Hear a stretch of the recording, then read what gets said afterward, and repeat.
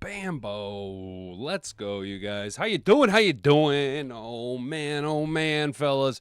It's Monday post NFL draft weekend, which means a couple of things. One, well, that means we can analyze, break down, talk about the picks, project down to the future, and look at possible starters, replacements, and position battles the Lions could be looking at here as we, eventually get to training camp, mini camp, and then eventually the preseason. But that also then means, of course, we are in the offseason slog. So, you know what, dude? The best thing you can do for this time period of the NFL is make sure that you're subscribed to the Hat and Beard Show, all right? Make sure that you're subscribed. Make sure that you have that notification bell turned on.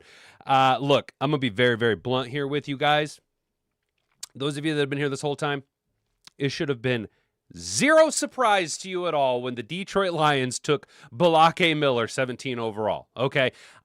I'm pretty sure that we had established the route and road to victory for the Detroit Lions and how they were going to end up landing on Blake Miller, why Blake Miller was a solid fit for Detroit, and really coming down to the grittiness and the tape, okay? Availability is the best ability. When I have 54 collegiate games of tape on you, I know exactly what I'm going to get, and I already have Hank Fraley working in the lab cooking up how to make you better. We will break down all of the picks from the Detroit Lions, rounds 1 through 7, okay? Yes, some of us are happy. Some of us probably maybe would have done things differently. Well, there's a reason why there's 32 jobs that have the title of NFL GM and why none of us hold that title, even me here calling the Balake Miller pick. Then, of course, we will talk about what Tim 20Man has here. What was the most important to Brad Holmes selecting the Lions 2026 NFL draft class. A little bit of insight, guys. I think it does actually clarify, brings a little bit of clear water to the murky muddiness of course, what a draft room could look like. What was the biggest surprise of the Detroit 2026 NFL draft from John Whitaker over on Lions, Pride of Detroit. And then we'll finish up with the big news, the headline, not the headline, but the thumbnail, right? What Lions send unmistakable message to these 4 players with NFL draft choices.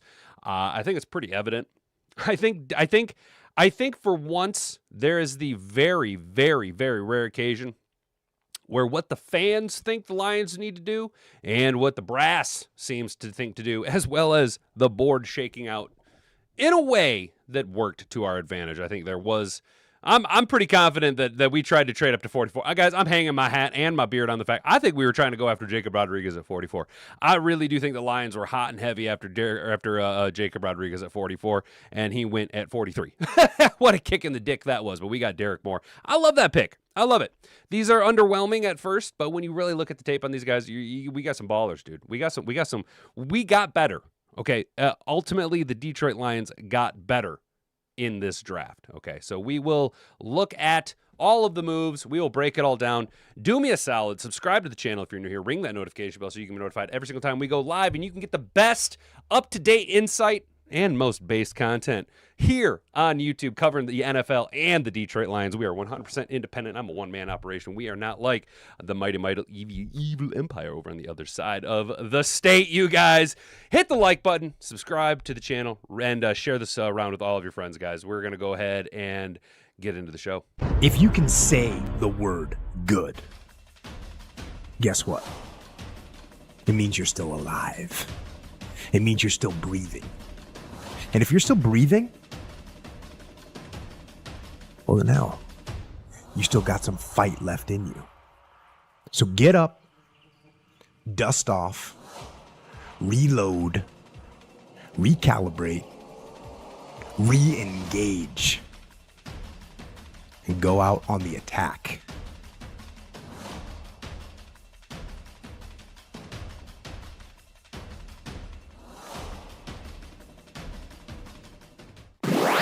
All right. Shout out all you guys over there at Mad Hatter Nation. In the chat, of course, on YouTube.com, you're going to have a little bit of skin in the game. You're going to have to go ahead and subscribe to the channel if you want to partake with the, sometimes heated debates between some of the fan base here. But ultimately, these guys all did. None of them were 100% right. I definitely was one of them that was not 100% right. But none of us were 100% wrong. I do really think Brad kind of tried to appease everyone, but it also was how the board shook out. So a little bit of mutually beneficial for all parties involved. No one was going to walk away 100% satisfied, okay?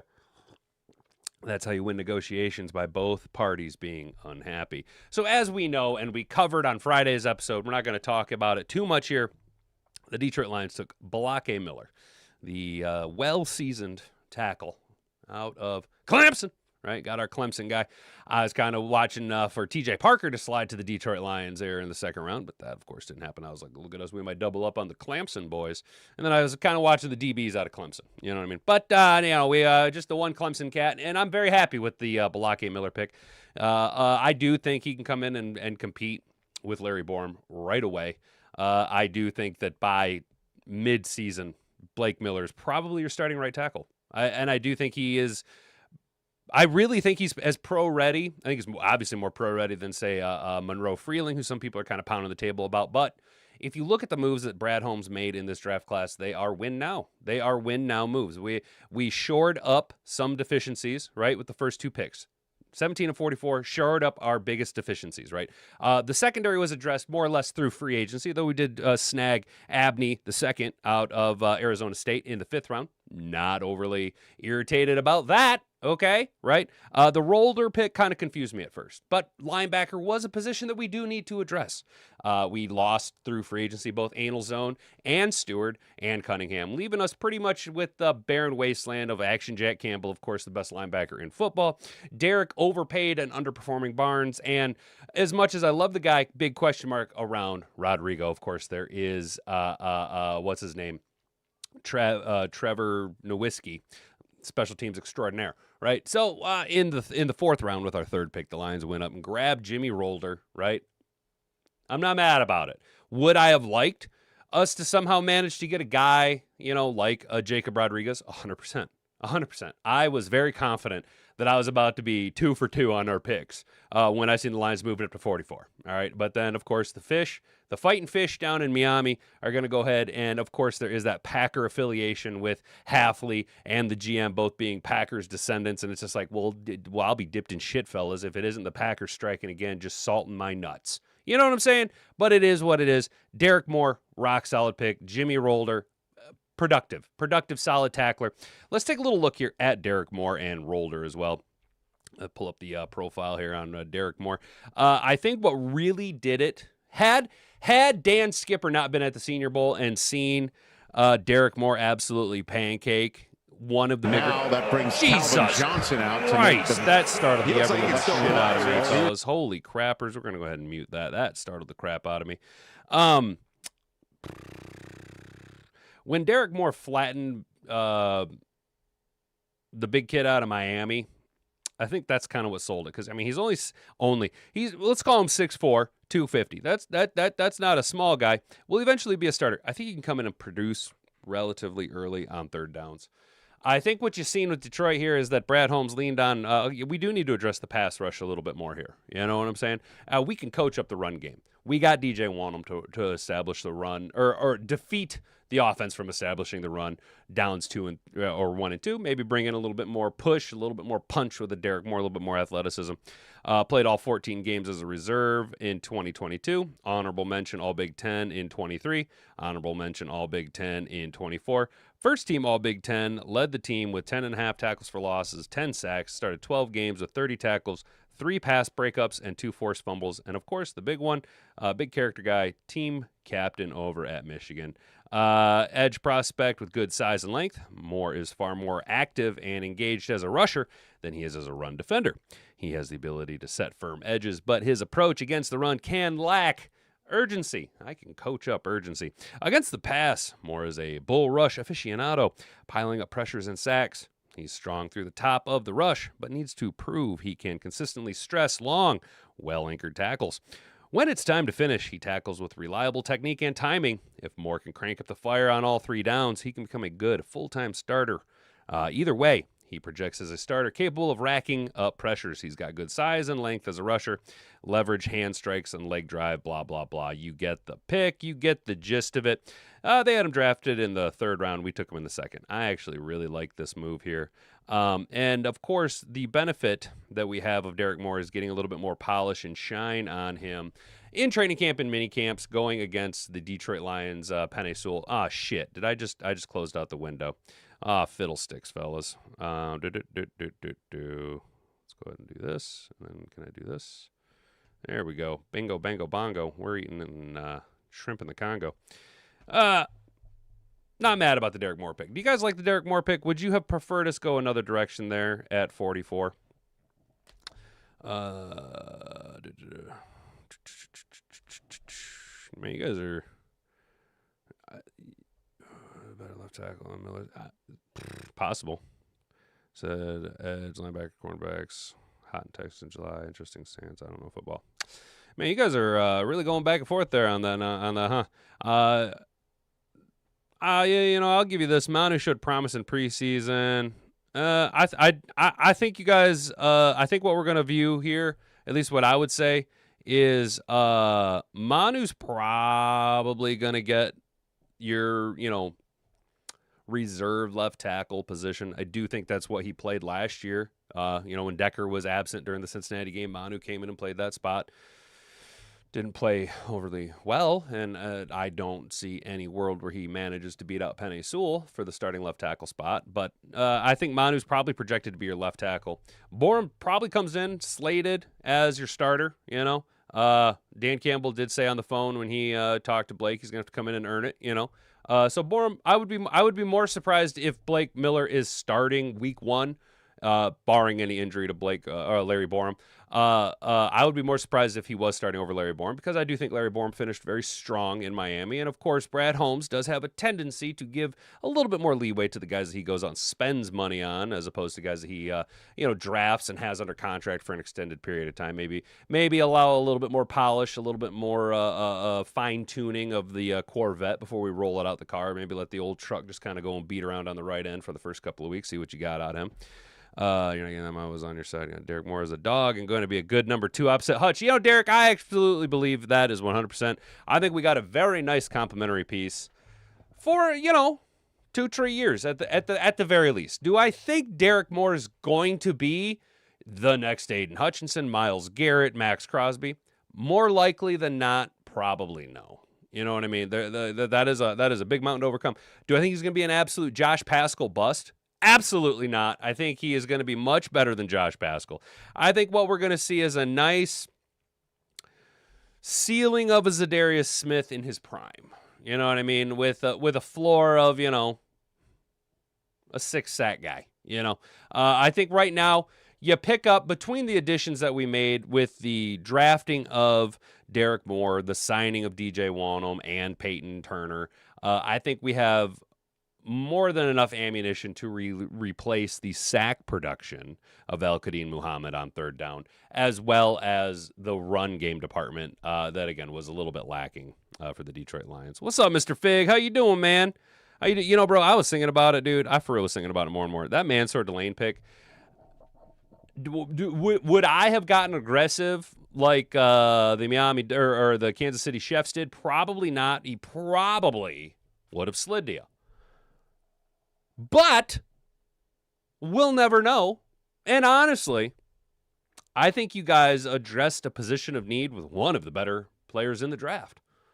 Yes, maybe a little bit high as a pick, but when you're in a draft where there isn't, let's just say the most glaring talent as opposed to other draft classes, let's just say, okay, because this could, for all we know, this could end up being a Hall of Fame draft class, and we're all just not seeing it until 7 years down the road. You know what I'm saying? But if you got a guy and you are high on that guy, you go get that guy in a draft like this. They say there's only 150, maybe you only got 100 players worth drafting on your squad. Fuck it. Send some capital, go get your guy. You know what I mean? This is a go-get-your-guy kind of draft. You know what I'm saying? What's up, Brent? How you doing, man? Bong Rips. Well, we just signed undrafted free agent Bong Rips McGee. Which one's that? We were high on that guy. I don't know who that would be. Would that be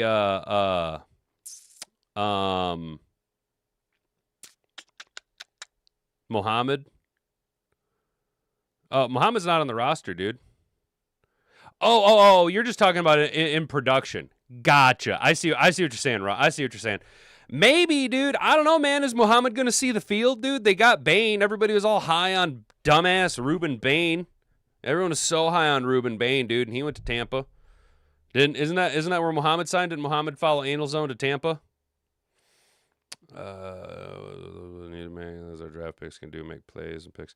I actually like. Do you guys like the I kind of like the Abney signing, dude, or pick. I don't mind that, dude. I think it adds a little bit of pressure. I like the Rolder pick.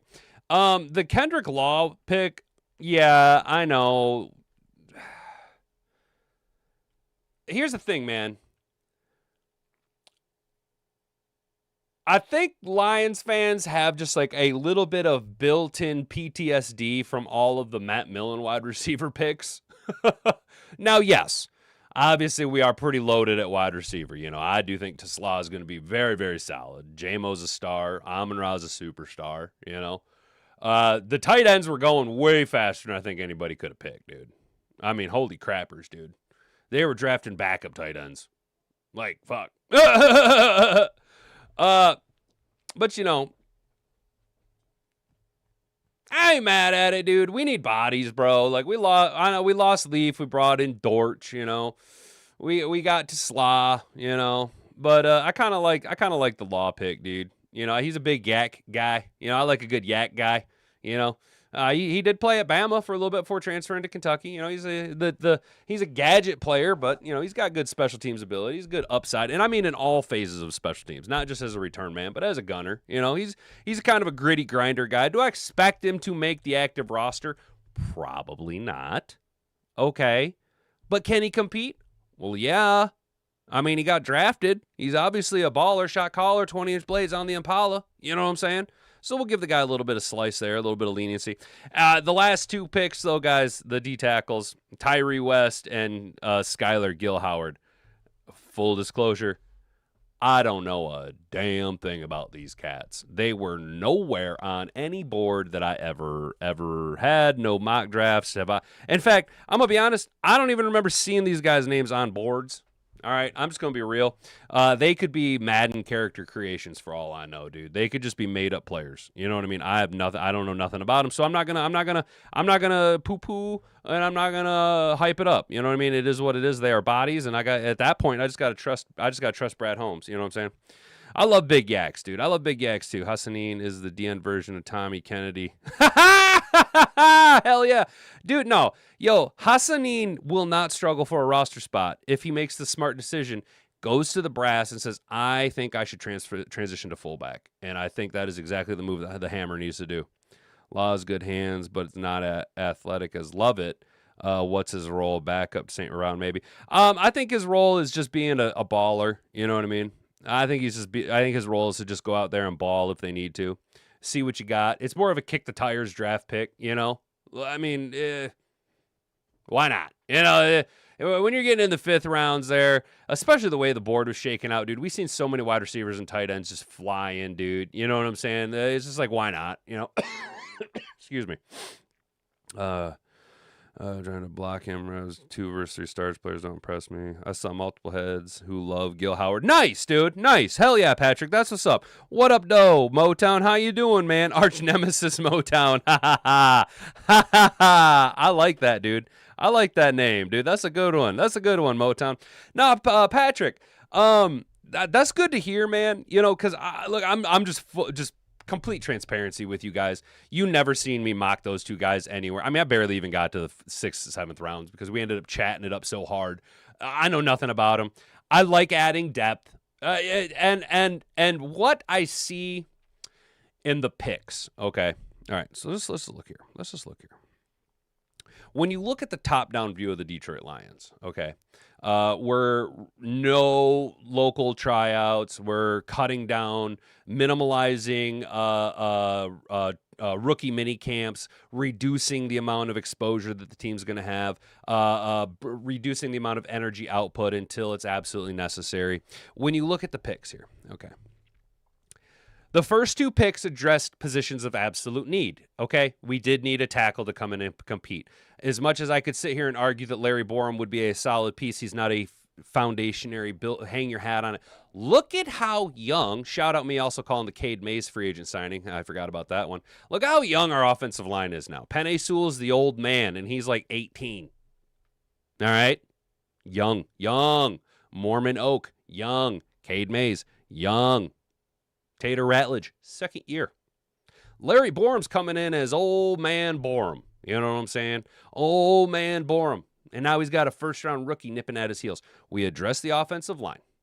We address the pass rush. Derek Moore is more of a pass rush specialist than a run defender. That's what his profile reads. That's what the tape sees, okay? But he does bring a tremendous amount of punch. You know what I'm saying? I do like the pick. After that, linebacker, depth. What happened in the past couple years? Anal zone broke his arm. You know what I'm saying? Derek Barnes blew out his knee. Rodrigo blew out his knee, dude. We were injury just depleted. Jack Campbell is having to play 2 positions at once. Solid depth piece. What do we call the secondary last year? The Legion of whom? Injuries. Safeties, corners, depletion. Dead on arrival. Go get yourself a depth piece. Keith Abney Jr. Let's go. Kendrick Law. Why not? What flyer? You know what I'm saying? Then you go defensive tackle. I have seen where Tyree West was considered a defensive end, a little bit more of that bigger body bookend that Brad Holmes and Dan Campbell like. You know what I'm saying? Depth. Injuries along the defensive front. Defensive ends going down. Marcus Davenport. You know what I'm saying? Levi Onwuzurike. Josh Paschal. You know what I'm saying? Injuries. Depth. You had guys that didn't work out. Broderick Martin. Josh Paschal. Makai Wingu. Well, better take more shots on these guys, and it costs you next to nothing. Okay? Yes, it does ultimately go against his overall statistical win rate in the draft, but when you're talking rounds 5 through 7, you're just taking flyers, man. Let's be real. These are solid additions, addressing needs, and I think addressing the weak points of the Detroit Lions in 2025. Brad said they're doing some things different. I wonder if they are setting up VR training stations. That could be, dude. That'd be kind of cool, don't you think? May not be polished as route trees, but when they get the ball, dude, yes, Mr. Figs, it's what they do. Sometimes it's what you do with the ball in your hands that makes you a special player. You know what I'm saying? What's up, Donkey Kong? We all knew it was OT round 1. If you thought something else, see a therapist. One scout said Law was the single best blocking wide receiver he scouted since Hines Ward. Yo. Safety's going to be interesting. Yeah, Donkey, actually, so I was thinking about that because I kept watching all of the safeties that I was high on. I kept waiting for us to pull the trigger on Kilgore, dude. Bud Clark went way earlier than we ever mocked. You know what I'm saying? Halsey went right before. I think Halsey went right before we took Rolder. But what I think you're going to see out of the safety position is based on our pick of Abney, right, and the addition of Roger McCreary. Okay, a leaning into the assumption that Enos the Penis rakes straw, breaks like a straw, and Terrian, I can't keep my dirty little dick beaters off wide receivers. I think the assumption is that they will be at least available. To what degree they perform, that has yet to be seen. I'm still confident in Terrian Arnold and Enos Rakestraw being able to somehow turn their career trajectory around. Okay. I think, though, what you're seeing now is that Christian Eisen and Avonte Maddox will be designated specifically as safeties, okay? Because now with Abney, you've got Arnold, Reed, Rakestraw, McCreary, and Abney, as well as we still had Whiteside, Rock Yassin. So now we're sitting at just 7 corners. Then you add Maddox and Eisen. Well, now you're up to 9 corners.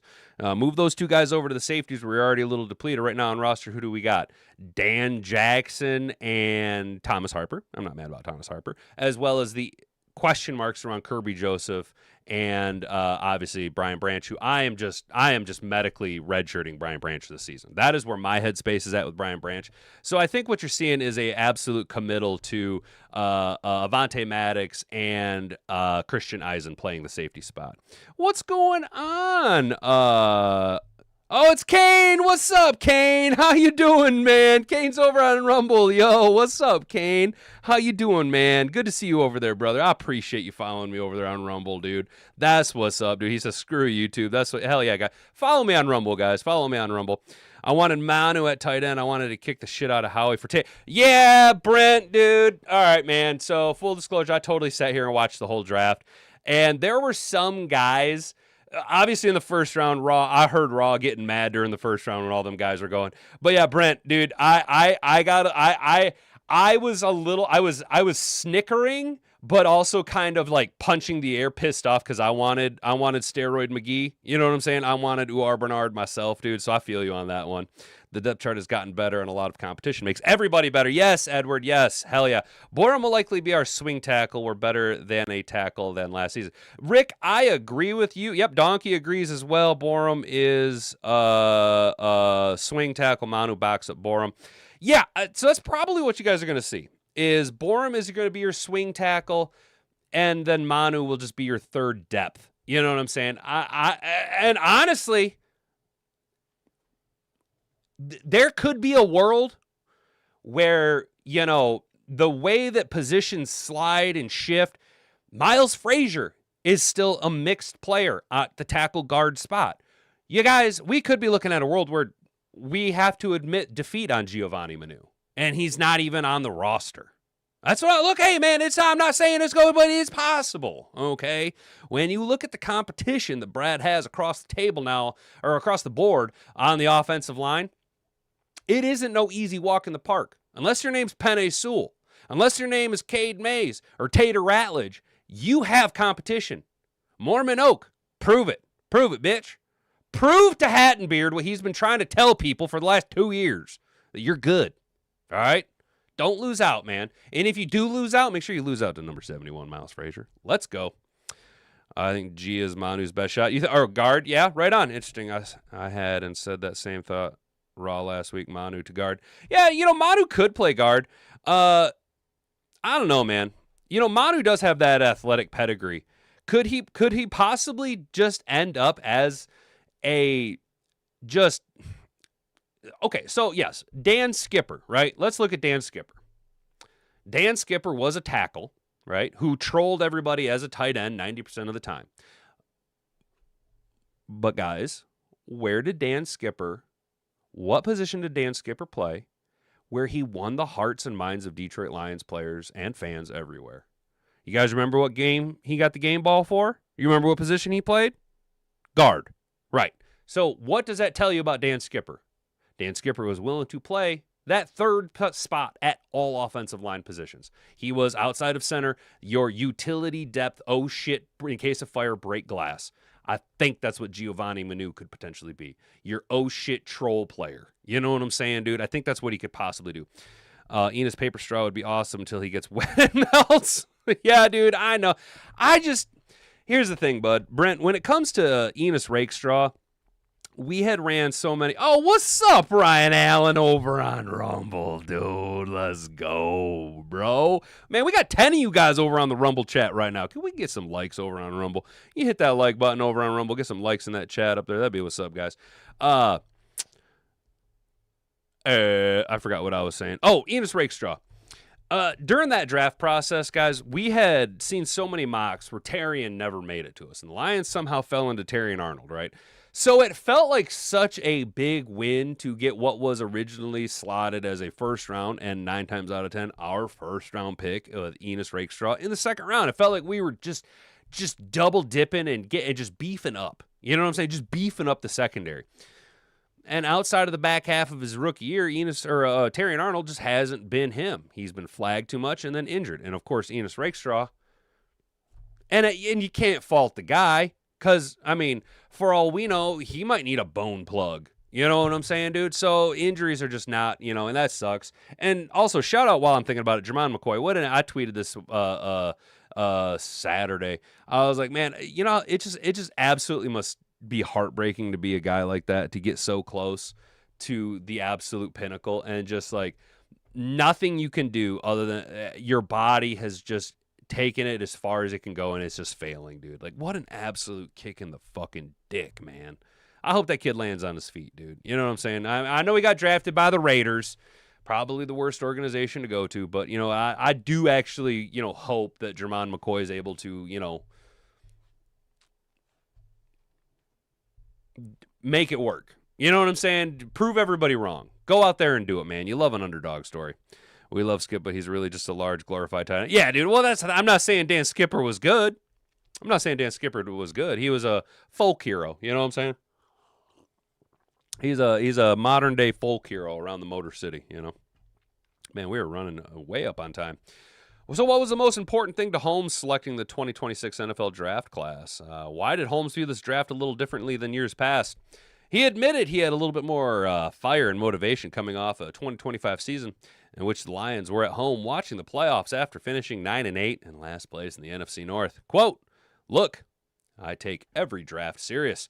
I just feel like it's too critical and too important. You guys know about me and not going to the league meetings just to kind of work on some other things to make sure it was stuff like that. But when you miss the playoffs, that might be a kick in the rear that you need at times. That right there, I had written up in my office wall and all that kind of stuff. Not saying that I don't have fire in other drafts, but it was just a little bit more. The urgency just needed to be pushed up on everything. I think that's evident with the hiring of 2 offensive coordinators. It was just a little bit more fire and intensity on this one." What was Holmes' overall impression of his day 3 picks? Detroit added linebacker Jimmy Roldier, cornerback Keith Abney II, wide receiver Kendrick Law, defensive lineman Skylar Gilhauer, Texas Tech defensive lineman Tennessee's lineman Tyree West. I would see the Texas Tech there. I'm retarded. Look, when you get to day 3, you can kind of throw a lot of stuff out the window. What round did you have him in? What grade did you have on him? Just pick the player you want, Holmes said. We were able to get some guys we had ranked way higher and fell for whatever reason. I'm not really worried about that. We're just thrilled that we have them. That's just kind of how it exceeds my expectations. But all of them, every single one of them, they are complete, true fits. These guys are Lions. I know technically they are, yes, but they fit everything we are about. We got some good football players. Hell yeah, we did. The Lions expect first round pick Balake Miller and second round pick edge rusher Derek Moore to be immediate impacts when we get to day 3 of the draft. If teams can get starters and instant impact players, that's a huge bonus. Those 4th through 7th rounds are key to adding depth and special teams contributors to a football team. Holmes thinks he might have added players Saturday who can make some veteran players uncomfortable come the start of training camp in the summer when the competition really kicks off. Quote, "Look, that is competitiveness. So however high that these guys take it in terms of climbing the depth chart, I do think that they're going to have the ability to potentially make some people uncomfortable," he said. How does Holmes see Law fitting in? Law was kind of a gadget player at Alabama before transferring to Kentucky as a senior, where he made an impact as a receiver and special teamer, particularly with his ability to make plays after the catch. Quote, "I think he could do multiple roles. I think it's easy low-hanging fruit narrative is that he's a, quote, gadget player. What was very interesting with Law was the first time I saw him. That was 2024 when he was at Alabama. Me and Lions assistant general manager Ray Agnew were at the Georgia-Alabama game.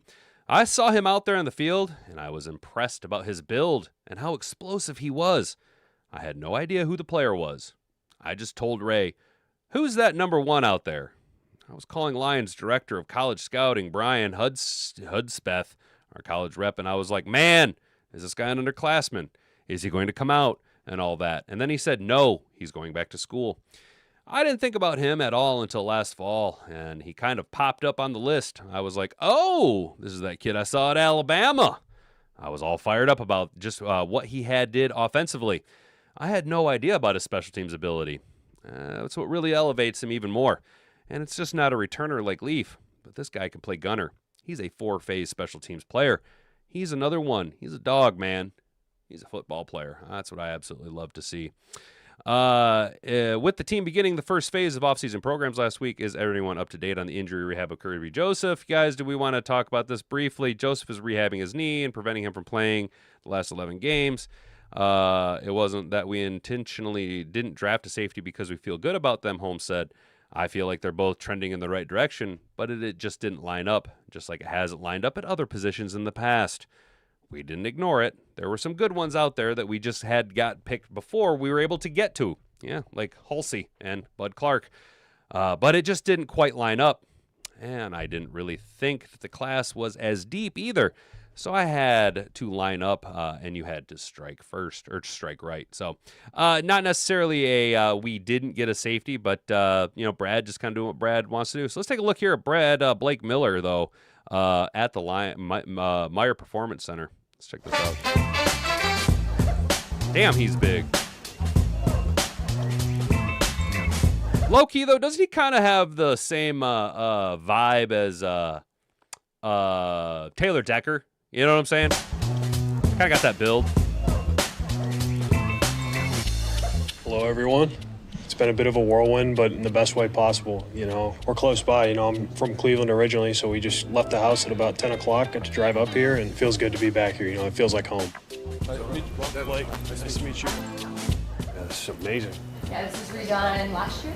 Brand new, yeah. Yeah. Honestly, I've just been trying to have gratitude for the moment, enjoying the fact that, I get to see these amazing people, tour these amazing facilities. Just the amount of thankfulness and gratitude that I have in my heart right now is incredible.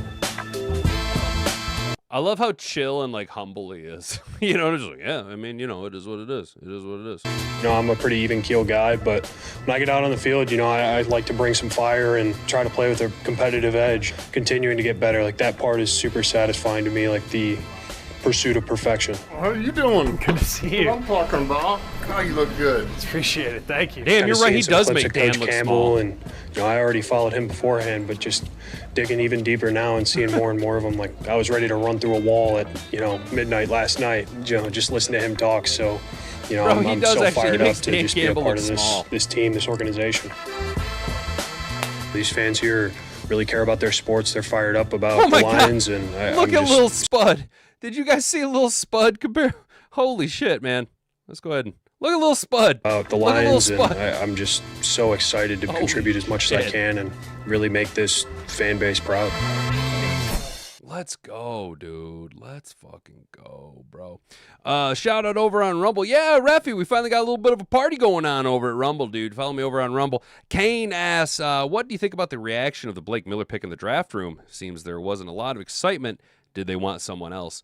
I don't think so, Kane. All reports were Brad was actually trying to trade up to get Miller. What I liked was when it got to the Lions at 17. So what I'm basically picking up was nobody wanted to dance with us, okay? Nobody wants to dance with the Lions. We are not a liked franchise. But if you pay attention, when it gets to us, Dan Campbell's sitting back and he kind of leans forward and he just goes, well, all right. You know what I mean? Like all right, this worked out he fell. We got the guy, and he just goes, well, all right. You know what I'm saying? And I actually think that they were very hype about it. Specifically, if you pay attention to behind when Dan's on the phone and when Sheila's on the phone, you can see the body language of all the assistants and Brad Holmes as he's going around dapping everybody up and giving everybody hugs. They are all very thrilled with this selection. Like Brad said, when I sleep at night and I think about Blake Miller, I sleep very, very well. And I think Jared Goff sleeps very, very well now. I think this is an absolute rock star, solid A+ pick, S tier. I'm giving Blake Miller an S tier pick, guys. That's exactly what I'm doing here. So how we feeling about that? YouTube? He reminds me of a 20-year-old Ragnar. Exactly, dude. Yes, exactly. The old lady is the one who pointed that out, and it was like, holy shit, he's a monster. Yeah, Trippy, he's a fucking, I didn't realize, you hear these sizes of these guys, you know what I mean? And it's just like, you don't realize how big a 6'7", 330-pound man is until you see him standing next to a 6'5", 280-pound man, and he makes that guy look small. Shit. It puts me in a loop that never finishes. I want to check my email for a number they sent me, and then it starts the whole sign-up process over and annoying as fuck. Brent, that's really whack, dude. I'm sorry to hear that, man. I wish I could help you, dude. I don't have any connections with Rumble, though. I'm sorry, man. I have big hopes for Miller, too, Mr. Figs. I sure do, bro. He doesn't look like a comic book action figure, big, strong, which makes a RAS score more impressive. Must be the natural athleticism. If he wasn't in the NFL, I'd assume he was a a GC. Oh yeah, dude, doesn't he look like a GC? He looks like for real. He you know what, dude? If Blake Miller wasn't playing in the NFL, Blake Miller and Blake Bortles would be ripping darts and working on a construction site somewhere. Don't they look like it'd be like Blake and Blake construction? You know what I'm saying? Oh, clear the cache. There you go. Looks like he needs some NFL muscle. I don't know, man. I think he's hiding his power level, dude. Like me, dude. I don't like to wear T-shirts on camera, dude. I like to wear clothes that cover up my power level, dude. Just because I don't want you guys knowing how powerful I am. I think Blake Miller's trying to keep his power level under wraps, dude. You know what I mean? So over here we have a discussion. What was the biggest surprise of the Lions 26 draft? Who wrote this? Yeah, John Whitaker. All right, shout out John Whitaker. What surprised you most about the Lions 2026 draft? His answer: he was surprised by emphasis on pass rush. I love this take. It's not surprising that the Lions went heavy on defense in the draft, entering the draft with a below-average depth chart. Gross. They needed reinforcements across multiple positions. However, I really expected Detroit to look for players built for run defense. Crushing the can be the motto of the Lions defense for years now, with players like Tyleik Williams, Josh Paschal, Broderick Martin, and Ahmed Hassanin being a few examples of draftees with acumen for run defense. Besides Aiden Hutchinson, the only drafted players were pass rush oriented were Mekhi Wingo and, of course, James Shattered Ankle Houston. In the 2026 draft, Detroit added 3 linemen, all of whom the pass rush as a strength.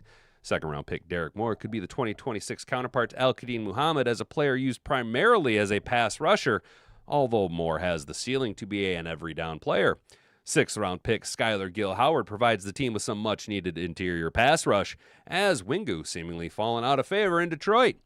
With the final pick of their draft, Detroit added Tyree West, a larger defensive end in the mold of Tyler Lacey that can bring pressure from inside and out.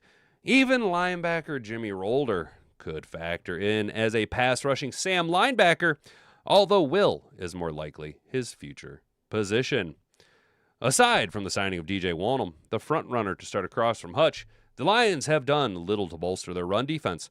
This is not necessarily a bad thing, as the pass rush was sorely lacking consistency last season, but it is nonetheless an interesting pivot for this organization. Plus, free agency tends to have a second wave following the draft, so Detroit could still add to their run defense. In particular, another nose tackle to replace DJ Reader and Roy Lopez could be needed. Reader returning could still be in the cards. However, I don't know. I don't know about that. Is this a sign the Lions want to prioritize pass rush next season? Perhaps, though it could also be a case of Detroit seeing potential in their new rookies to grow as run defenders. We likely will not know how the scheme materializes until week 1, 100%. I do want to ask this, guys. Some I've been kicking around in the back of my head. Are we going to be bringing back DJ Reader? Do you think that's the plan, guys? You think that's the plan? You know what I'm saying? I think the plan is to bring back DJ Reader. All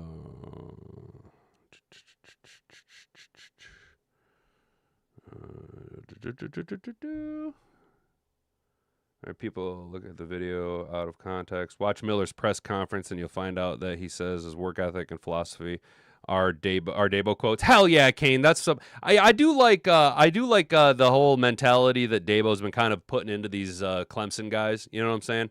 And Dabo getting guys ready for the pro level, dude. You know what I'm saying?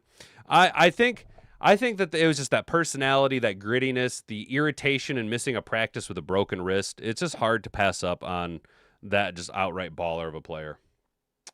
Yeah, Jack, that's kind of what I'm leaning with the Reader is familiarity, big body, and, you bring him in with the understanding of you're not the starter, dude. We are going to roll out Tyleik and Aleem, and you're going to be our big body rotationary piece to plug up running lanes on short down situations along the goal line, because he's not young. DJ Reader is not young, right? But he still has athletic upside. He can still defend the run. He can still contribute for the Detroit Lions. And I feel more confident in DJ Reader as a rotationary bolstered piece than what we have now. Yes, that will add more competition, and that will take a job away from one of these other cats. You're just going to have to earn it even harder. What's up, Bjorn? Cats are up in here. Speaking of cats. Cats are all up in the office, dude. These fucking cats, dude. They have just like up and declared this to be their office, dude. It ain't my office no more. It's the cat's office, dude. They straight up own this bitch now. All up in this motherfucker.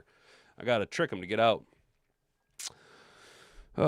We love the creator dropping some kind of a link in my Rumble chat. Okay, cool, man. Right on, dude. Make sure that you like and subscribe. You know, make sure you like and subscribe. We got 13 of you guys over in the Rumble chat right now. That's absolutely bonkers. Man, 24 of you guys over on YouTube. I don't know what's going on. Now, I got to ask, is it because, are we getting a bunch of you Woodward refugees drifting afloat? You got sick of their shit and decided to come over here and get some real NFL content? You guys wanted to come and get some actual analysis and insight, not just hype, speculation, and clickbait? Reader to the Giants and Lions grab some back-end DT, so they may not feel all that confident in retaining him. Yeah, Snake, that's, you know what, dude? Okay. I could see that, especially because, you know, I didn't even think about Reader to the Giants after they lost Dexter Lawrence. I didn't even think about that. They do kind of need a bigger body in there to just kind of eat up space. Yeah, I didn't think about that. Also, did you guys see how hype get a Chihuahua? I had a Chihuahua before American. I'm not big on little dogs, man. I got two dogs downstairs. One's 80 pounds and one's 40 pounds, dude. I'm not wild about the little dogs, dude. My cats are 20 pounds, dude. I don't like little animals. I got fucking cannons for cats up here, dude. Bjorn and Ivor. Biggest fucking dumbasses you've ever seen. Lions send unmistakable message to these 4 players with the NFL draft choices. This is this is what we alluded to. This is what the thumbnail was alluding to. If you guys like the thumbnail, can I get a like and can you share? Maybe subscribe to the channel if you like that thumbnail of Imperial Kelvin Shepherd sending a message to the defense. He said, "Bitch, you need to do better. Do better. Get good. No Johns. It's Super Bowl or bust, baby. My defense is going to be good. I'm being interviewed for head coaching jobs. You know what I'm saying? It's time. The time is for my defense to be good." The Lions addressed the 2 biggest roster holes immediately during the NFL draft. On day 1, of course, with Blake Miller to replace Penei Sewell on the right side of the offensive line. And on day 2, the Lions finally selected an edge rusher within the first 2 rounds of the draft for the first time since 2022. Unfortunately, it hasn't worked out in the second round. Michigan's Derek Moore had the honor of breaking the draftless streak. Oh, in the first 2 rounds. I was like, that's not accurate. We took Hassanin, dude. Of course, the Lions didn't exactly give up trying to find sneakily great picks in the draft, despite day 1 and 2 being so successful. And straight to the point, Michigan's Jimmy Rolder, Arizona State's Keith Abney II, Moore and Miller can all compete in earnest for the 53-man roster. That puts 5 specific Lions on notice. Who are the 4 Lions who get a clear message from the team's draft picks? Well, should come as no surprise to any of you at all. Top of that list, Enos the Penis, Rakestraw breaks like a straw. Rakestraw, the Lions' 2024 second rounder, has yet to make an impact on the roster. Injuries have kept him off the field, and the team's selection of Abney in the 5th round has some competition at nickelback. Well, yes, Roger McCreary might have something to say about that. Feels like the starter as of now at that position, but Abney is a versatile back with the traits to make you feel he can develop into an outside corner. His size is a concern, of course. Rakestraw is going to have some serious competition between McCreary, Christian Eisen, and now Abney, though I do think Eisen might rotate out to safety more so. Or Rock Yassin, guys. Don't hang your hat. Don't sleep on Rock, dude. Malcolm Rodriguez. While Derek Barnes had a down year in 2025, he signed with the Lions through 2028, though a cheap out after 2026. Rodriguez, who suffered an ACL tear back in 24 with the Lions, is back with the team on just a 1-year deal. This is a prove-it season for him, and now he's got competition added to the linebacker room by the way of Jimmy Rolder. The Michigan product is a strong tackler and great against the run, and he could replace Alex Anelzone in that role within the Lions' defense if Detroit doesn't fully trust Rodriguez to take over at that position. He should be doubly motivated in camp thanks to this pick. DJ Wonnum was brought over to the Lions in free agency, and he was subsequently shamed for having simply signed with the team while happening to be the only pass rusher the team signed. He played a significant amount of snaps for the Carolina Panthers last season, which shows his ability to stay on the field and to stay healthy. What do we say, guys? Availability is the best ability. Of course, that's not really enough to add next to Aiden Hutchinson. Derek Moore is going to be a serious competition for Wonnum, and it's likely that Wonnum will begin the year taking more snaps in relief of Hutchinson while the Lions phase Moore into the NFL. Moore might be the smallest risk to any current Lions player. I agree. I don't think Wonnum has anything to worry about. I think if anything, unfortunately, Hassanin now has a little bit more of a shorter leash, which is why I strongly encourage him to rotate to fullback. Larry Borom, brought in during free agency, the Detroit native Borom was the Lions' initial solution to losing Tiddy Decker. Borom is a swing tackle, but the Lions specifically planned on shifting Borom over to the right side of the line to allow for Penei Sewell to land on the left side. But with the Miller pick, it's clear that Borom's time is ticking as the placeholder starter at right tackle on Detroit's depth chart. Miller is a first-rounder that the Lions are going to want to get up to NFL speed as quickly as possible, especially as a means of seeing if he can take over the job full-time. Borom, however, is a decent insurance policy in case Miller needs more time to adjust. I strongly agree with that, though I don't think that – I think what you're getting with Larry Borom is the same thing you're getting with DJ Wonnum. Low risk, not a lot of money invested, solid depth pieces that can compete with the young guys that you went out and drafted. I think our draft position or our draft choices and our free agent acquisitions reflect one another in that we needed to be better, deeper down the roster. Not necessarily have to go out and get starters, but Blake Miller and Larry Borom, yes, both starters. DJ Wonnum and Derek Moore both could rotate as starters, But everything outside of that, the free agent acquisitions, the rounds 3 through 7 for Detroit, I think are just solid competition and getting better, deeper down the roster. Does that make sense? Are you with me? Are you with me? Knock on wood if you're with me, man.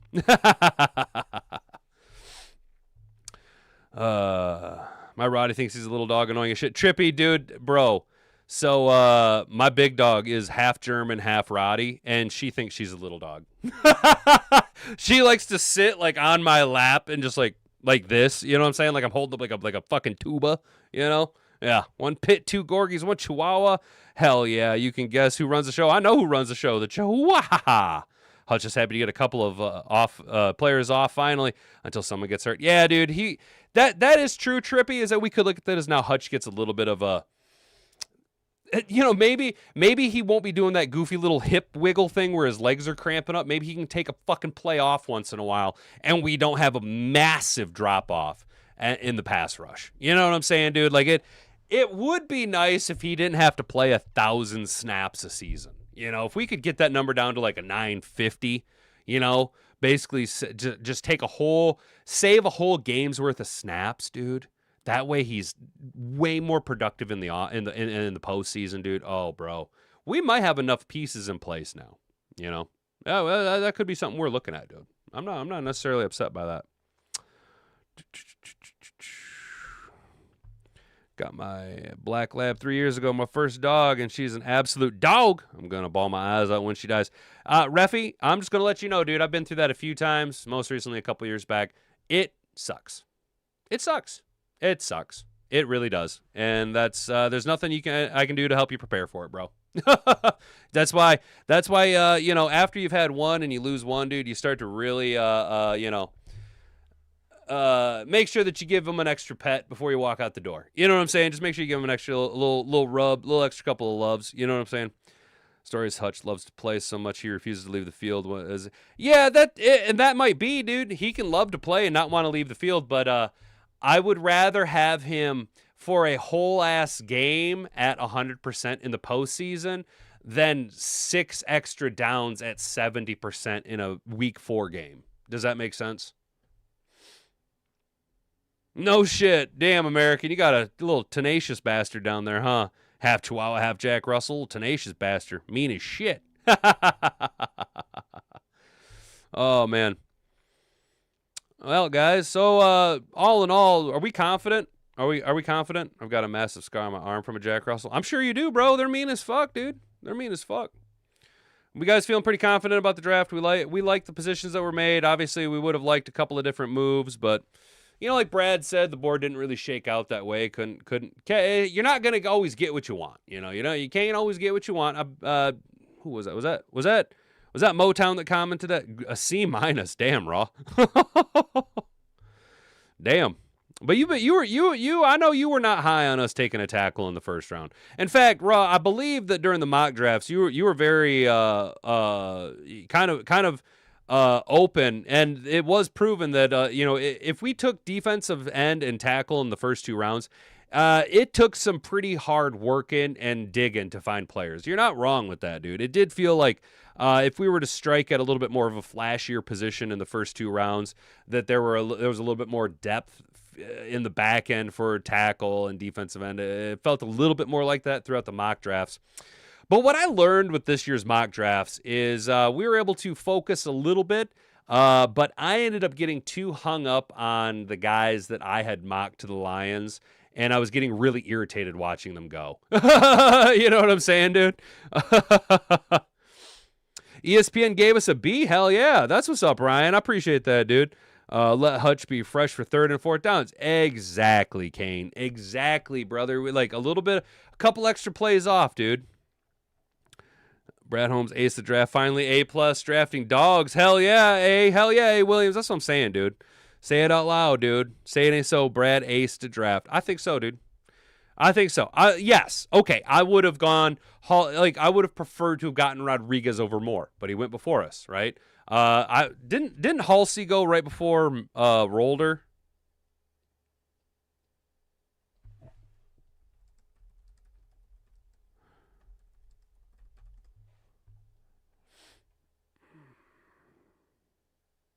No, not Lions.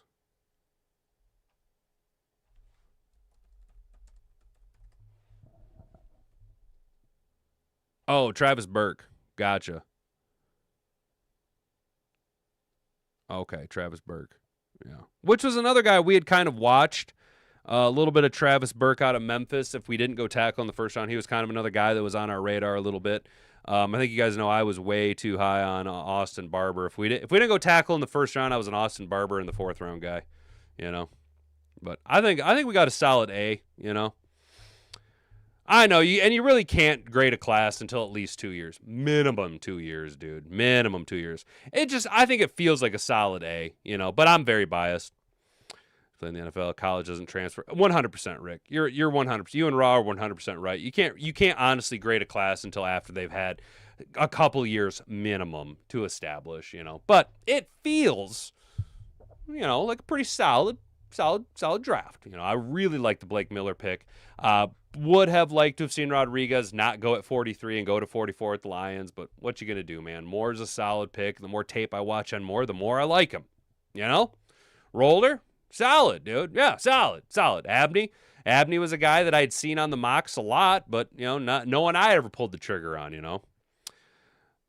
Yeah, dude, and Williams, that's the one thing that that I've seen a lot on about both Moore and Rolder is that they are probably the best 2 players on Michigan's defense. That they are like ballers. You know what I'm saying? I know. I was calling for Miller since day one, dude. I sure were, dude. I sure was. That was my guy, dude. That was my guy. He just felt like the pick, dude. He just felt like the pick. Never, unless his name is Myles Garrett, you're never guaranteed a superstar. The whole knew what Myles was going to be. Yeah, dude. You knew Myles Garrett was going to be something else. If your name's not Myles Garrett or you're the long lost 4th Watt brother, you know what I'm saying? Oh man, but hell yeah, guys. And Raw, to that point, I did take a little bit of a victory lap on Twitter. Everybody on Twitter that I seen that was like, I can't believe we took Miller. I was openly like, you would have known this if you'd been watching my content. I've been telling you all we were going to take Miller from the jump. I tried to tell everybody. My best performing videos on YouTube this whole draft process were the ones with Blake Miller and the thumbnail, dude. So, and the more I read about him, the more I was like, this is a Dan Campbell guy. So, I think it's a solid pick. I know not everybody's going to be happy with it, but It is what it is. I would have liked to have seen, over more. I would like to have seen TJ Parker fall or Rodriguez fall, but I'm very confident in the Moore pick, dude. Who is David Montgomery's replacement because Gibbs can't pass, block, or run between the tackles? American boxer Gibbs can run between the tackles, and the replacement for Monty is Isaiah Pacheco. Isaiah Pacheco is a fucking dog, dude. Isaiah Pacheco can smash, bro. Pacheco can smash. Yeah, he's Pacheco. If you want to, like, when I watch Isaiah Pacheco run, it reminds me of Marion Barber III, dude. For real. He is nasty, dude. He's mean. Not as agile. He isn't as fluid in his hip movements as David Montgomery. I think he's a little bit more stiff, a little bit more of a bulldozer than Monty. But I think he's a solid replacement. You called him Pop and K. Hell yeah, Mr. Figs. Yeah, dude, you can lend some insight to Pacheco. You're a KC guy, dude. Yeah, you guys called him Pop because he drops his helmet and just cracks dudes, bro. That's why I get Marion the Barbarian, dude. You know what I'm saying? Yeah, dude, he literally runs like he's mad at the ground. Yes, he's one of the few people that you can see the power transfer when his foot plants in the ground. You can see the force rattle as an movable force meets an unstoppable object. You know what I'm saying? When he hits the ground, you can see the force bounce back up into his leg and propel him forward, dude. He's mean, dude. That is a good example. He runs like he's mad at the ground. Yes, dude. Yeah, like he's pissed off. He's stomping his feet, dude. He's pissed at the ground. He's like, take this. It's awesome. Hell yeah. Well, guys, we've reached the 11 o'clock hour, which means it's supposed to be all right. 62 degrees. Guess what? I still got 2 more days left of vacation, today and tomorrow. That's right. Which means I get 2 more mows in, fellas. That's right. We're going to go out and mow the lawn today. Have a nice, easy afternoon. You guys have a good rest of your day. Stay out of trouble. Don't do anything I wouldn't do. Make sure that you've hit the like button. Share this video around with all of your friends. Subscribe to the channel and turn on that notification bell so you can be notified every single time we go live Monday through Friday, 10 to 11 a.m. right here at YouTube, Rumble, and Kick. I see you down there, Kick. 18 of you guys kicking the shit out of Kick. That's what we like to see, guys. I'm here with you to help us steady through the waters of the offseason. We'll get to it together. You, me, and the rest of Mad Hatter Nation, guys. Have a good rest of your day. Stay out of trouble. Don't do anything I wouldn't do. Until next time, I've been Hat and Beard. You've been an attentive audience. Bonga bonga. Frig off.